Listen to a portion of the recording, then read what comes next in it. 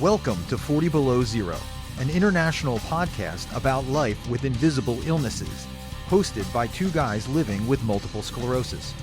Coming to you from the Keystone State of Pennsylvania, I'm your co-host Nix, and with me on this ride is Terry, a Londoner who calls Ontario home. We're so happy you're here with us as we continue to try and normalize a life that is anything but. So let's get into it. What's going on, Warriors? Welcome back. Terry, Season 5. Here we are. What's up, buddy? What's going on, man? Now, correct me if I'm wrong, but this is episode 100? Oh my God, I completely forgot about that. Yeah, this is episode 100 that we're recording. That's crazy. Who knew that, was it 4 years ago? Yeah. So 4 years, this is season 5. I didn't think we would make it past 5 episodes, sir. I didn't have an expectation, man. We just went with it. And, yeah. But yeah, 100 is a big deal, So congratulations to you, sir. Yo, this is very therapeutic for me. I've always said that. So I'm much different than I was in season 1. I'm sure people see that. Yeah, me too. And a big thank you to start off to all of our listeners and supporters. This community is why we do it, and we continue to do it. Awareness and education are the driving factors, right? Definitely, man. It's all the emails that I get, man, that keep me going too. So thank you. Thank you. Thank you. And if I don't respond right away, I am very sorry. You get it. I'm sure you get it. Yeah. So it's been almost 3 months-ish, slightly. So it was just before Thanksgiving in November. Been a long break, much deserved break. If I'm being totally honest, I very much appreciate taking time away from the grind of social media, and not that I don't love this show, but sometimes you just need a break. You know what I mean? Yeah, I get it. So before we get into what we did during our hiatus, I want to start off with a little bit of good news. Actually, it's a lot of bit of good news. I got an email about a week ago, a little less than a week ago. There's a major from the MS Society. It says, this week brought a major victory for MS research and real hope for everyone affected by MS. On Tuesday, a week ago, Congress passed a funding bill that provides $15 million for MS research program, or the MSRP in fiscal year 2026, after the program was zeroed out for 25. Remember we talked about that? We had no funding last year. Yeah. So this year we got $15 million. So congratulations to the MS Society for making that happen. Thank you to all the Congress people and representatives who voted for it. It's finally a turn in the right direction, I think. Not to be a downer, but I'm just curious. Thanks, MS Society. That's great. It's great. Like, I'm not, any money is great. But they got 50 million, you said?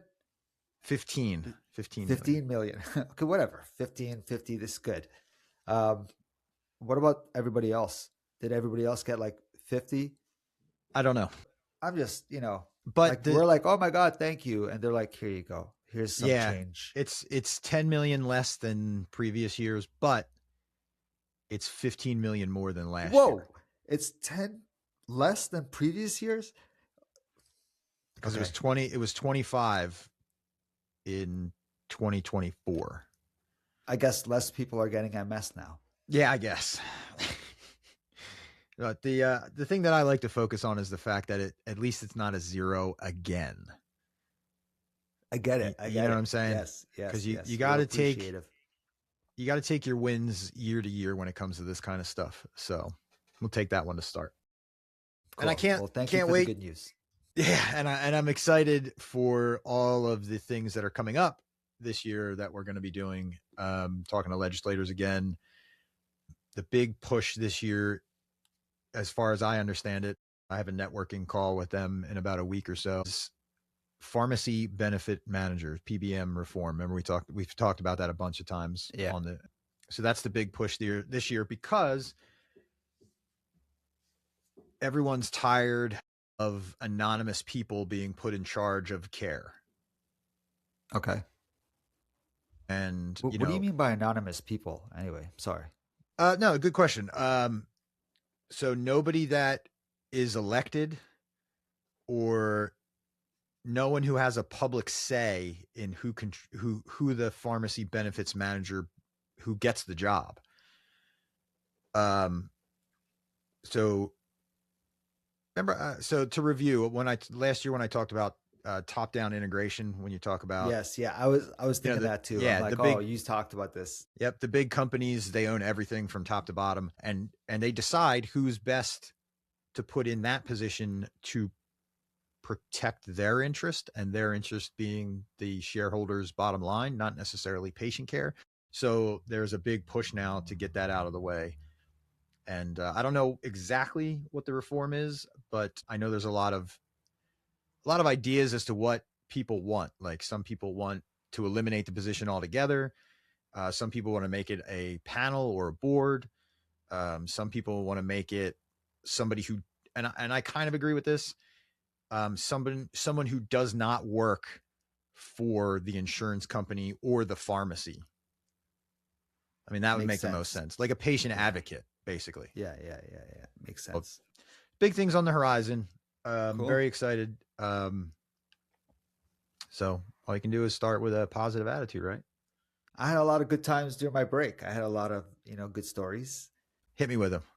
What happened to you? Because you and I didn't talk that often. I mean, we did about the show and stuff, but I went on a live stream with Minnie, and it was pretty cool because I put myself in the vulnerable state to see what I can learn. I thought I knew a lot with our medical system over here and how to take advantage. You know what I mean?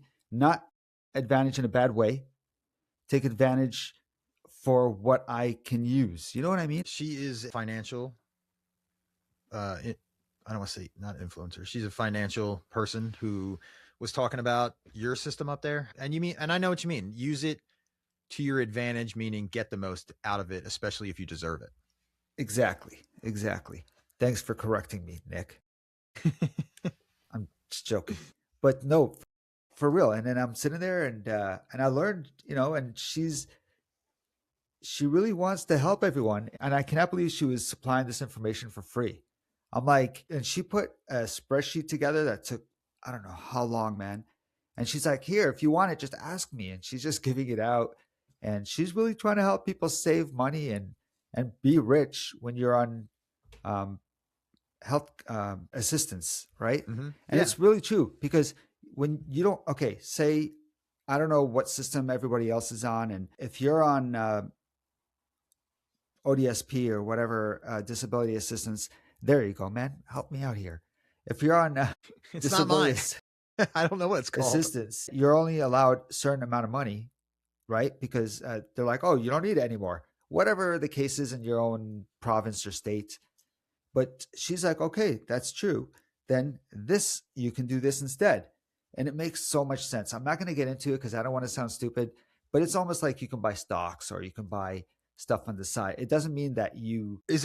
Is it something like if you have so much in assets, that can be a hindrance? Yes, assets, definitely. Yeah, yes. Same thing. You're allowed. You're like, it depends on what your system is. But over here, you're allowed a home.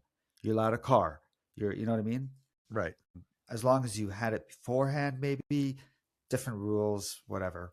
But yeah. And she just made the obvious to me. I felt a little silly because I'm like, thanks for teaching me this. So where can people find her is the big question. Right. I'll probably link it right now. Yeah. Probably see it right now. But yeah, I will definitely. Yeah, she's great. And that just again speaks to how big this community is, and that's what we do. We're not here to hold information. If we have it, we're going to help out, and she's one of those people like us. So that's good. Yeah. Good to know. Glad you went on it. Yeah. Thanks, man. Were you able to provide some insight as someone who's on those kind of programs? I was there, man. I was as her guest host, and I had some questions. I'm sure it was questions that the public had. So, and we went through it, and it was, very educational for me. Good. I'm glad to hear it. Thanks, bro. Laura. Remember Laura? Oh yeah, good friend Laura. She was a guest on our show.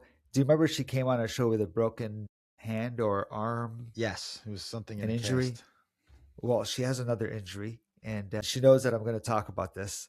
And I'm going to talk about this for a reason. Okay, so she fell down and she smacked her face on the floor.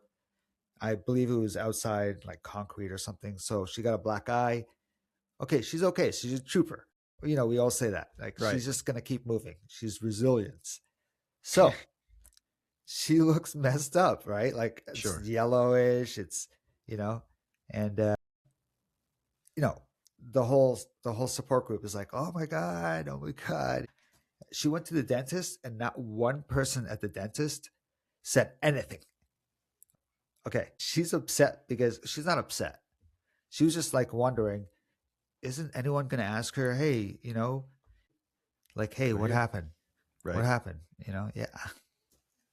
So that's funny. I just found that funny. I'm like, no way. Can I share that with Nick? And she's like, oh, definitely. Well, sorry to hear that she suffered a fall and an injury. That's terrible. But I'm glad to hear that her sense of humor is intact. Exactly. You know what she said to me? She told me to tell you her drop foot dropped her. That's what she wanted me to tell you. uh, you know, and I'll tell you, that is a very frustrating symptom. Because in your mind, you don't think about walking. You just walk. But when the signal doesn't get there, you don't know that the signal didn't get there. So the scraping or the dragging of your foot surprises you because you're not ready for it.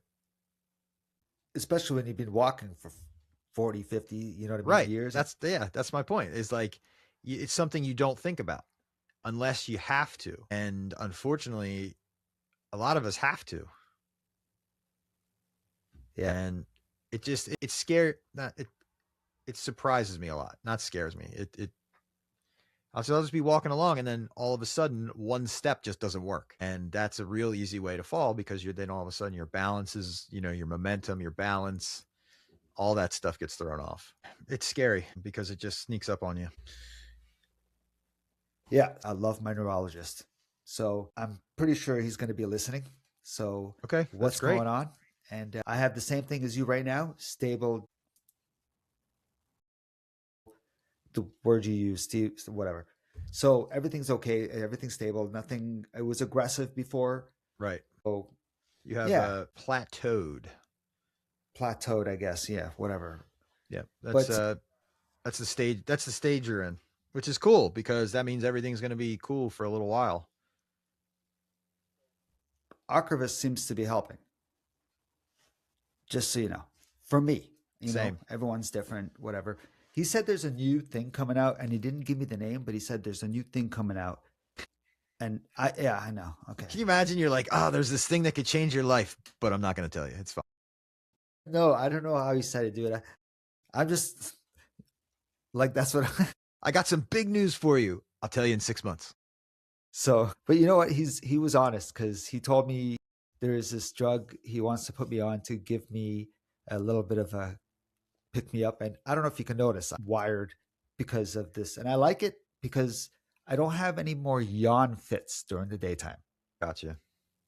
Like at 2 p.m., sometimes at 5, if I'm running a group, I have to force myself not to yawn.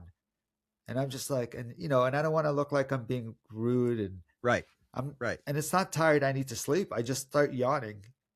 Well, fatigue never goes away, no matter how much exercise you do, no matter how much energy drinks you intake, how much, it doesn't matter how much coffee.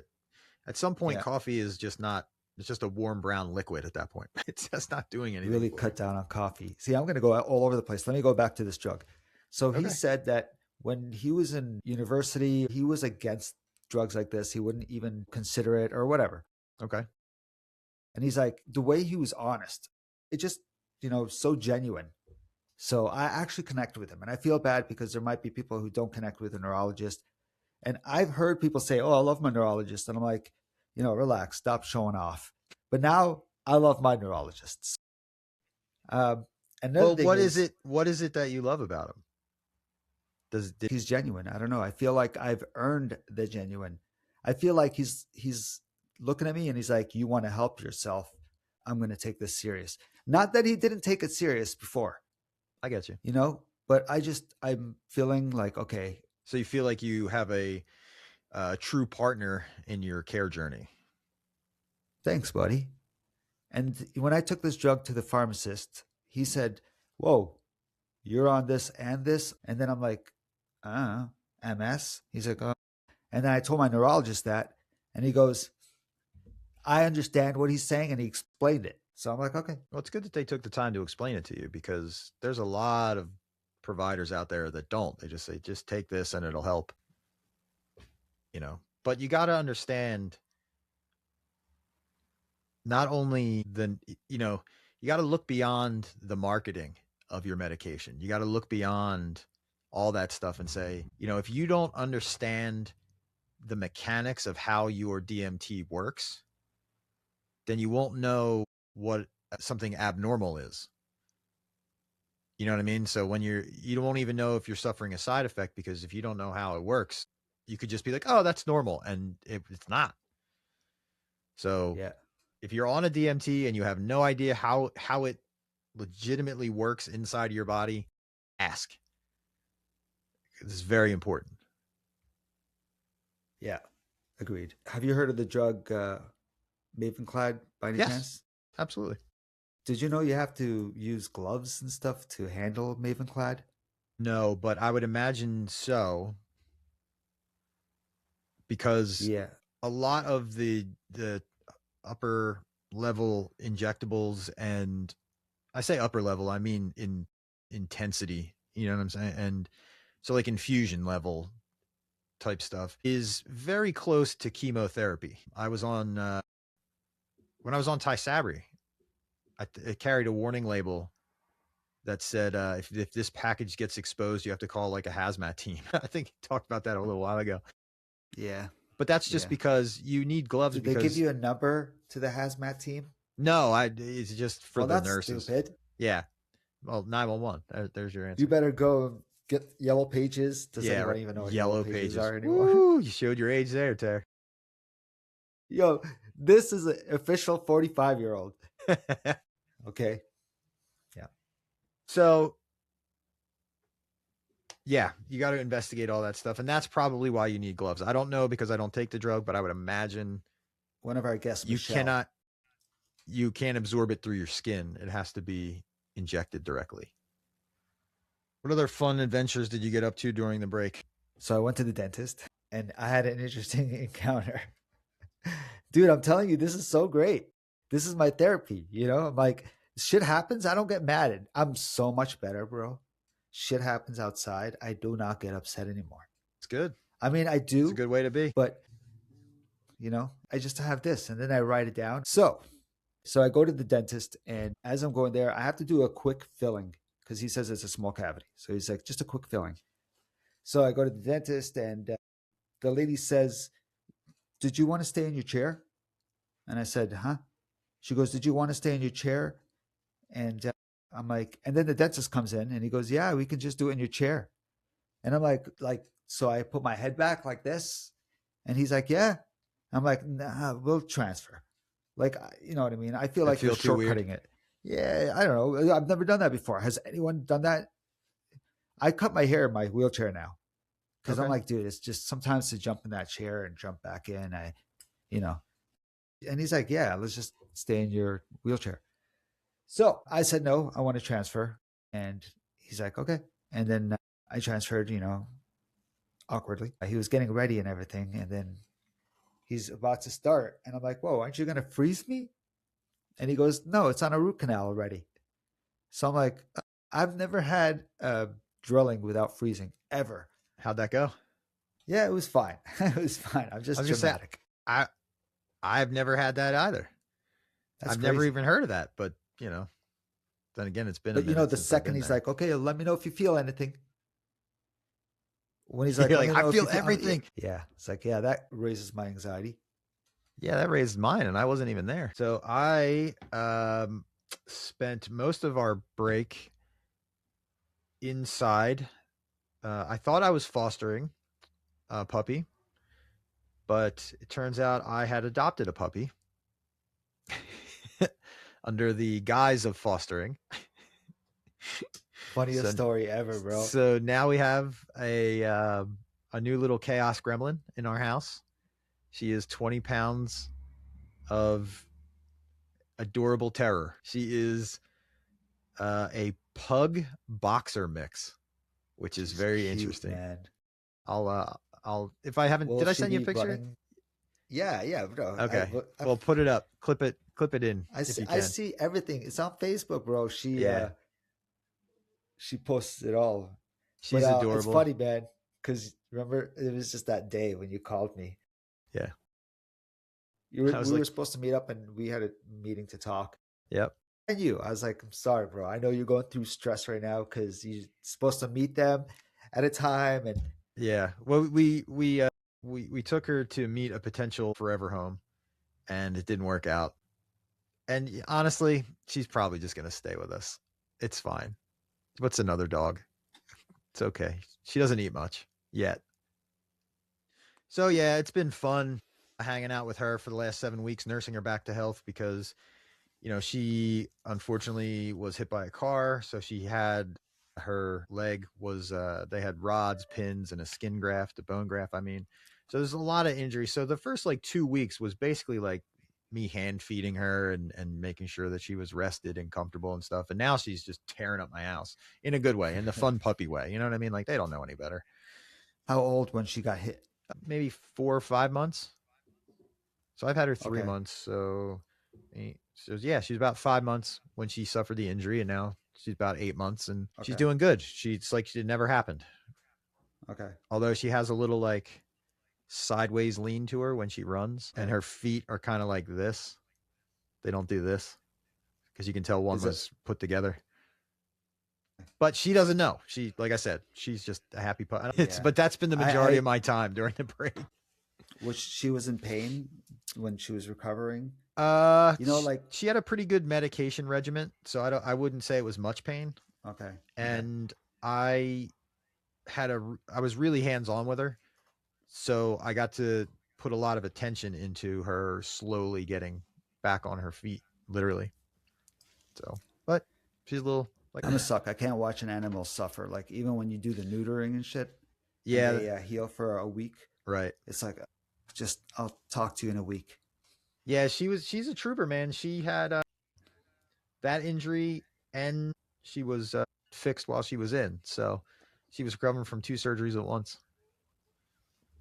What a survivor. So just like me, she walks with a bit of a limp, and she gets tired very easily. But she's cute. Yeah, unlike me. Yeah. So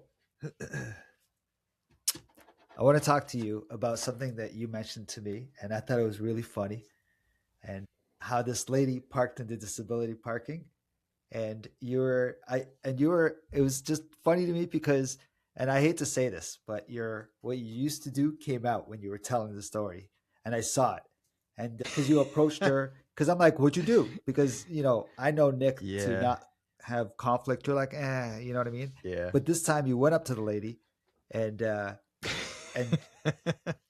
thing is, she was like, kind of like, it's okay. And you're like, no, lady, you need to move your vehicle now, or something like that. I don't know, man. Yeah. But the way you told me this story, you're right. The inner police officer came back out from way back in the day. I wanted to say that. I don't know if that's proper. No, that's what it was. Police came out, bro. Look, and sometimes when you talk to me, I feel it too. I'm like, yo, take that to the anyway. Yes, the inner police side came out. It was crazy cool.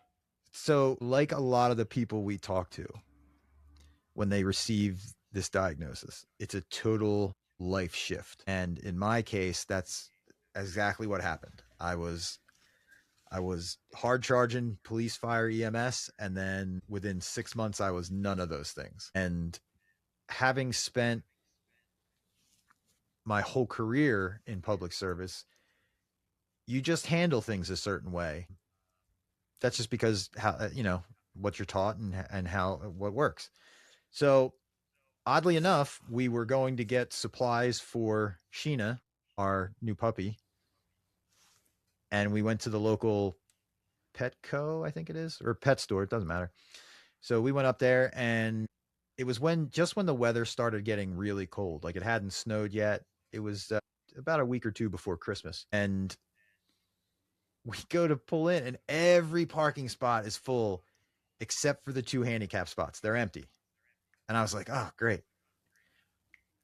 But this woman is parked in the hash marks, that area of space between the spots so that there's ramp access.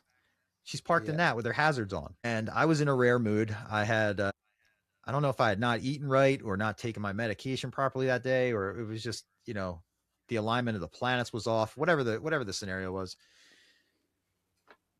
And I told Kit, I said, pull behind her and block, not like nose in, like yo, park what are you gonna this way, like T her in. Yo, yeah. Yo, Kit, pit maneuver her. Yeah, basically just block her in.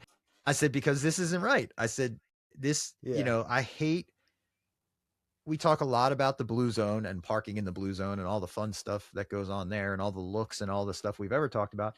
And I was like, here's this lady who's using the hash marks, not even the parking spaces, as a loading zone.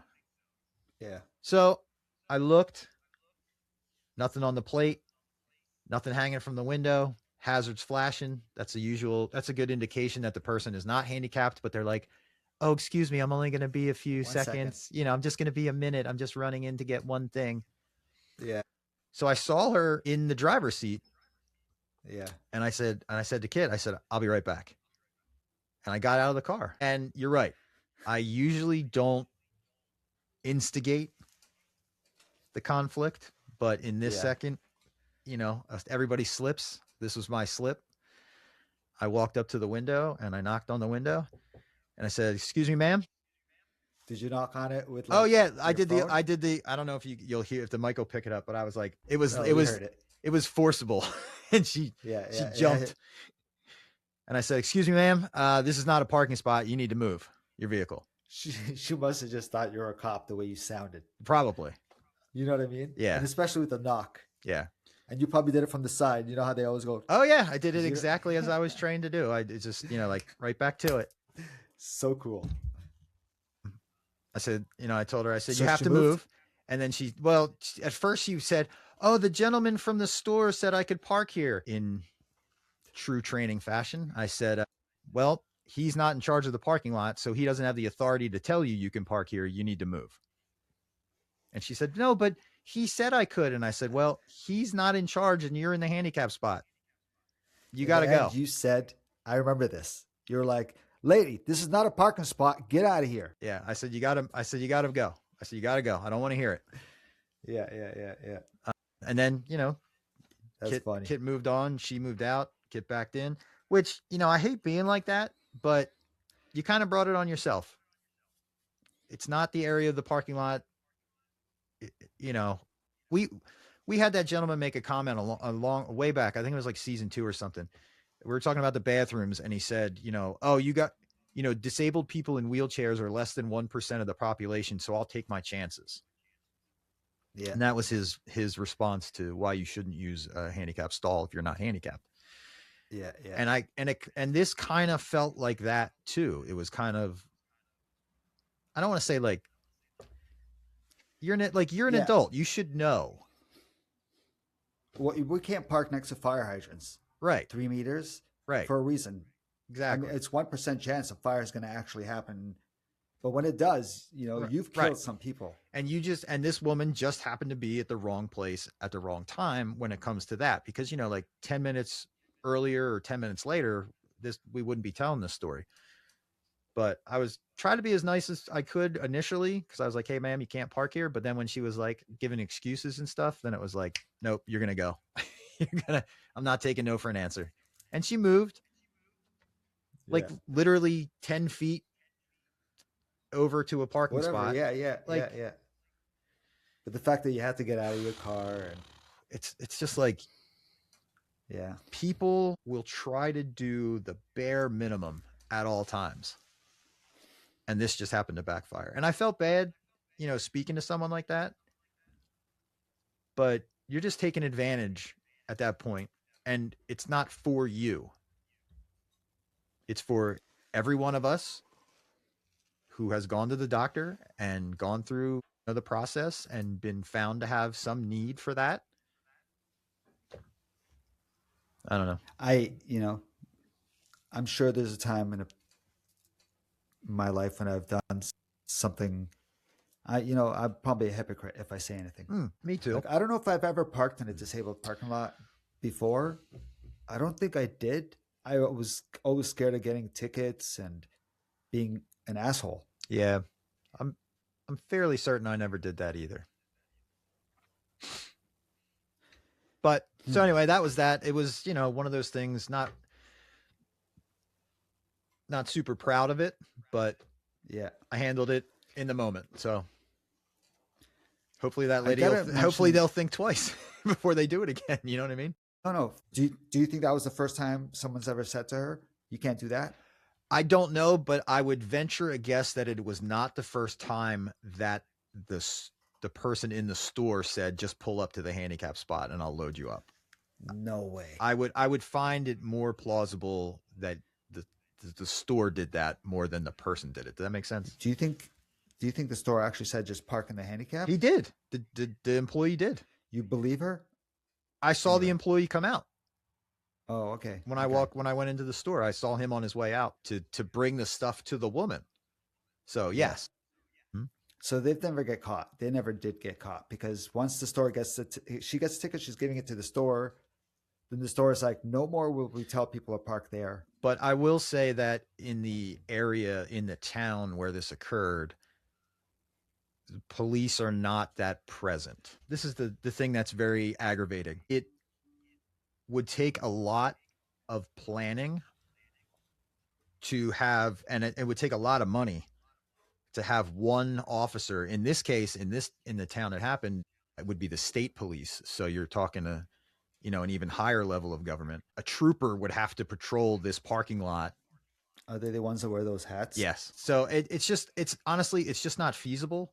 And you're talking a long period of time. If someone parks in a handicap parking spot in this particular parking lot, the odds are very low that a trooper could stop what he's doing just to issue a parking ticket, albeit a serious one, and a spot with, consequences. It's just, it takes a while. So the person could literally go in and shop, come out and leave before the trooper ever got there.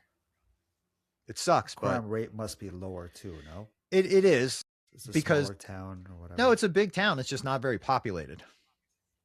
Okay. So they don't have their own dedicated police department in that town.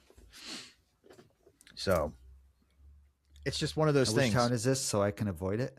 No, I'm just. But it's just, you gotta, just gotta, and you just gotta be nice. That's, you know what I mean? Like, you just gotta be understanding that you did something wrong and you got caught. That's all. And there wasn't no argument. She backed right out of the spot, and that was the end of it. So that was my Blue Zone interaction. Nice. Let me tell you a story about oven issues. Okay. Accessibility issues.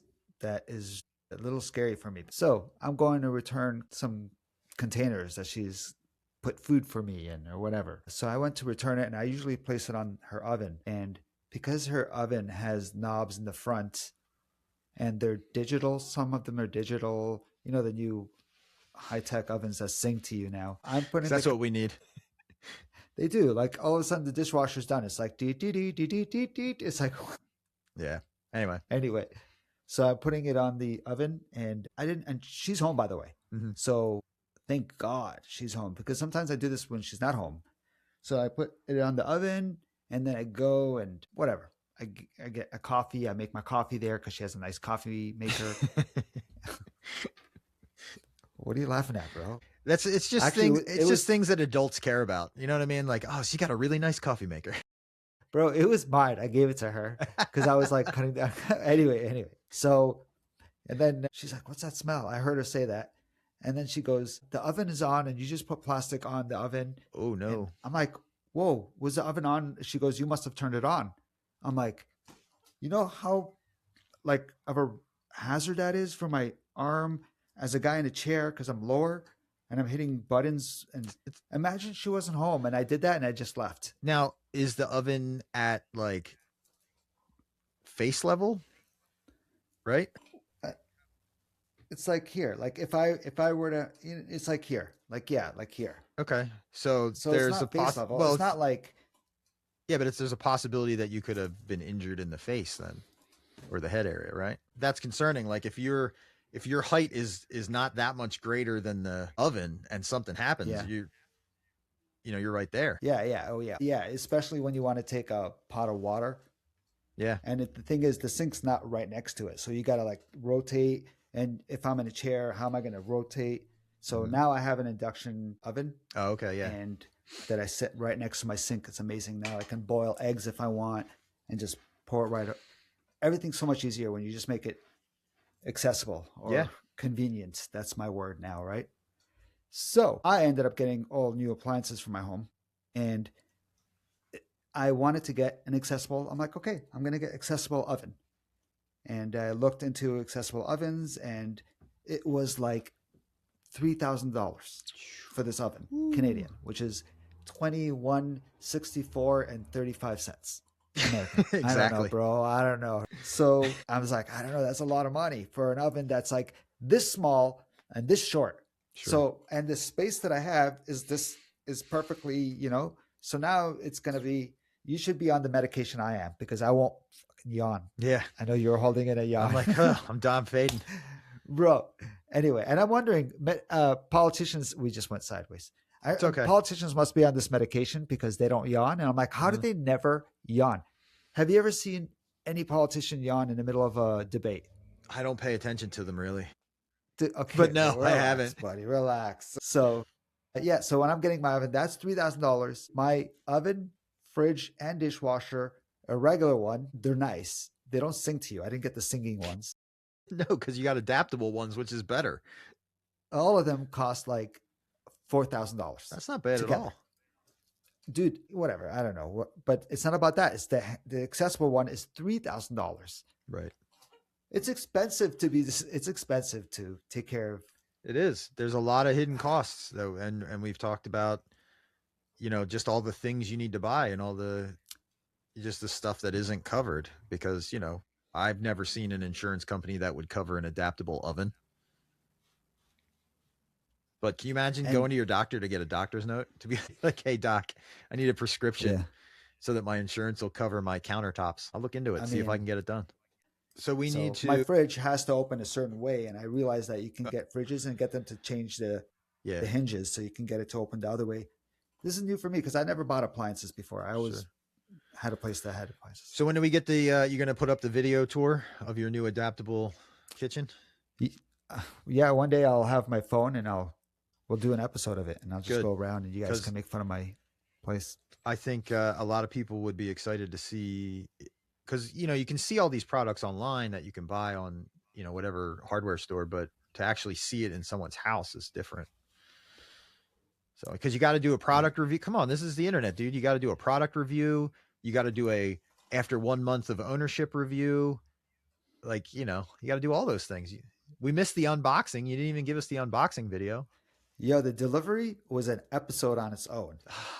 The so delivery guy, I love him. Now we're friends. Yeah. But the Jamaican guy that came in, in the beginning, he was like, it was almost like I was wasting his time. Oh, wow. So he came in and he's like, so what's going on here? What's going on? I'm like, you're going to take this, right? And you're going to take this and you're going to take this first. And then he's like, okay, why is there magnets still on the fridge? That's what he said to me. And I looked at him, like in my head, I was like, you son of a, what in the fuck? Like, what are you yelling at? And I'm like, what'd you say to him? Did you say, because I couldn't reach him? No, the magnets, like I have magnets on my fridge that like sticking up stupid notes. Right. So I look at him like with this disgusting look. I go to my fridge with my hand and I just swipe the magnets off the fridge. And I'm like, sorry, bro, they're just magnets. And then he's like, well, no, it's just, yeah. And then now the magnets are all over the floor. And he's like, no, it's just, I just want to, is there anything in there? I'm like, no, it's empty. I emptied everything. So we got off in a bad start. Okay. And then he starts moving it. And after, I think like midway after, he's like, listen, we started talking and stuff. And I gave him a tip. I'm like, thank you so much. And he's like, listen, I don't look at people in their chairs. I see them as a person. And I'm like, I appreciate that. I do, because in my head, I was kind of like, you don't see I'm in a wheelchair, Yeah, bro. right. Like in my head, I didn't say that, but I'm like, come on. And Yeah. at the same time, I'm like, treat me like a human. Don't treat me like I'm a guy in a wheelchair, But he was good. Everything was great. And he made sure everything was perfect. He was good with the handling. Good. And then in the end, he goes, listen, they're going to call you for a review. Please give me Give me the 5 stars. No problem. Boy. Yeah, so Well, I'm glad you got all that taken was care my of. adventure. Thanks, bro. We had a busy off season. We've been doing. I changed the whole angle and studio around, and there's a lot going on in this space. And I was too cluttered the last time where there was the other view and all that stuff. Now I feel like I can breathe. Yeah. Big things up on the horizon for this season. Yeah. I'm not going to get too much into it, but I'll say that you and I are in discussions with a partnership, and we'll leave it at that. Yep. We may have something external from our show that we're involved with. We just helped our good friend, Dr. We'll see what comes of that. He's always a pleasure. He's always a blast to talk to and to be involved with everything he's up to when it comes to the disability space. If you haven't checked him out yet, his Disabilities Redefined is where you can find him. And he covers a whole host of things, namely, well, right now he's Miss Wheelchair USA. What do you mean he's Miss Wheelchair USA? He's, thanks. He's working with Miss Wheelchair USA again. Yeah. So always a fun to talk to him. So, but we got a lot of things going on. Right. And if you want to be a guest on the show, please reach out to us. Email somewhere. And please. Mid-summer, we have spots coming up. Anyway, we'll talk about that later. Yeah, so we got a lot of room for anybody who wants to come on and tell their story, but we do have a lot of people that you're going to hear from this year, and it runs the gamut. It's newly diagnosed to been living the life. I've been thriving for years, even through all the ups and downs of the changes in medication and just the overall mess community. So a lot of good stories coming up. It's good to be back. The break was necessary, but we're glad you're all back here with us to go on this ride. Otherwise, it's Terry and I just talking to each other like a bunch of maniacs. So, so there you go, Terry. Good to see you again. Good to be back. Always, man. Talk soon. We'll talk soon. So check us out at 40belowzero.com. That's 4, the letter T, below zero.com. Our email address is info@40belowzero.com. And if you don't want to email us, no problem. We're on Instagram as @40belowzero. Awesome. Looking forward to hearing from you, and we'll talk soon.